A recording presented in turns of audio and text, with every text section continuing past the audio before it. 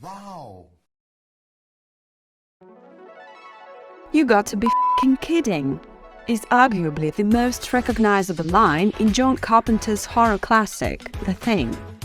Oddly, it's one of the scant moments of levity in the film which is intentionally bereft of levity. Whether it scares you because of its musical score, or with its creature, which was festooned with enough KY jelly to fill a swimming pool, The Thing's sole function is just that, to scare. The first film in Carpenter's Apocalypse trilogy, it was followed by 1987's Prince of Darkness and 1994's In the Mouth of Madness. The Thing is gory and violent, portends the end of the world and, ultimately, flies in the face of hope.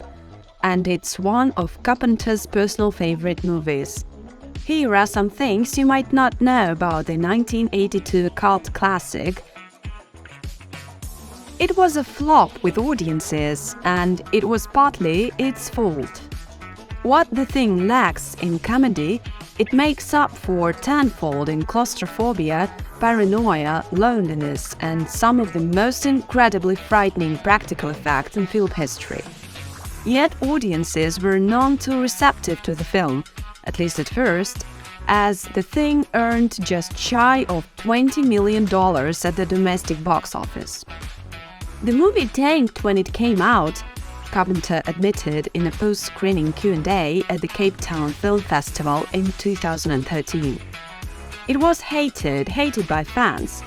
I lost a job, people hated me, they thought I was horrible, violent, and I was.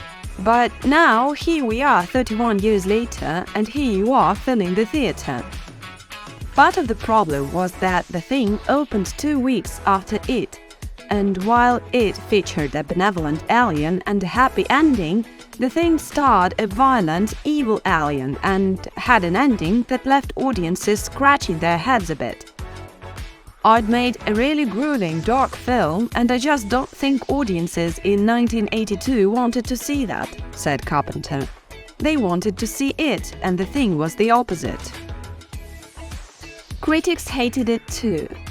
Critics looked on the film just as unfavorably as fans when it was released in June of 1982. Vincent Canby of the New York Times wrote, "John Carpenter's The Thing is a foolish, depressing, overproduced movie that mixes horror with science fiction to make something that is fun as neither one thing or the other. Sometimes it looks as if it aspired to be the quintessential modern movie of the 80s, a virtually storyless feature composed of lots of laboratory-concocted special effects, with the actors used merely as props to be hacked, slashed, disemboweled and decapitated, finally to be eaten and then regurgitated as, guess what, more laboratory-concocted special effects." Roger Ebert was only slightly kinder with his 2.5-star review in the Chicago Sun-Times, writing, "The Thing is a great buff-bag movie, all right, but is it any good?